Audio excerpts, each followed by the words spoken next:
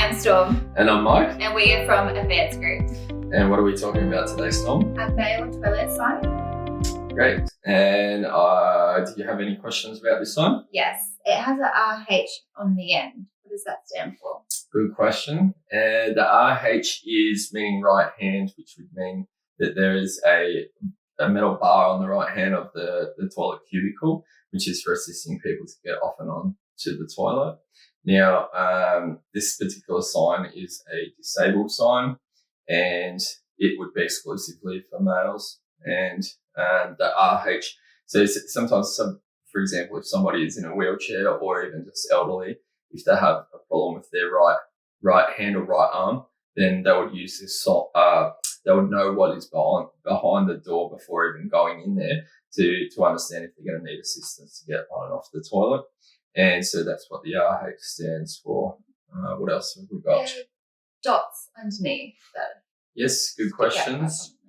Yeah, we've got some raised dots at the bottom. These are Braille. So for people who are vision impaired, this will assist them to know what is behind the door, whether it's the right toilet for them. Now, you might be wondering, how would people know that it is a toilet sign for them to even go up and read it?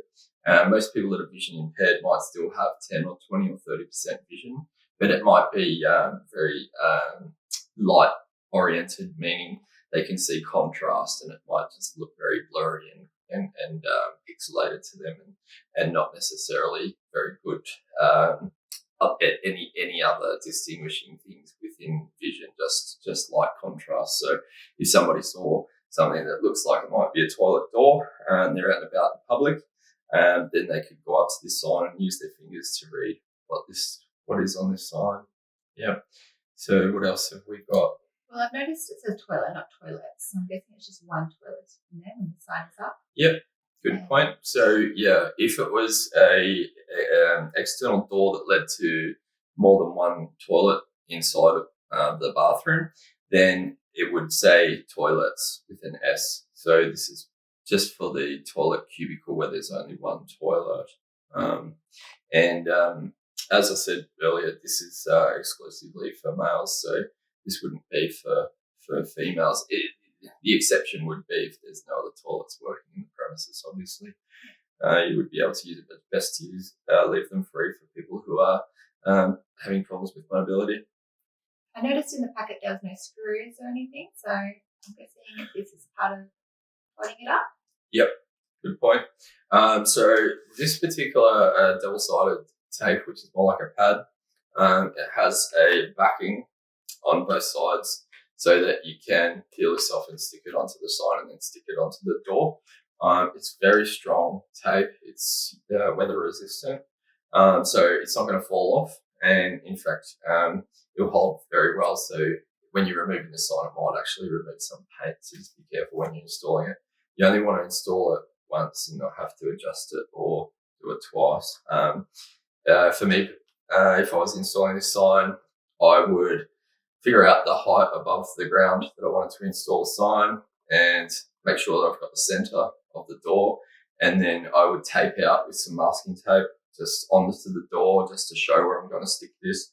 Because once I peel off the other side of the backing, once this is on the back of the sign, I just want it to go perfectly in the center and level on the set where I want it on the door. Just make sure you look up the Australian standards for the height above the ground. It might be about 1,200 to 1,500 mil above the ground, but you just might want to double check that.